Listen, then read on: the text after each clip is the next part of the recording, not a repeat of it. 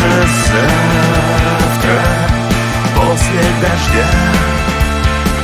Солнце встанет чуть раньше, но уже без меня. Все изменится завтра после дождя. Мы не встретимся завтра после дождя.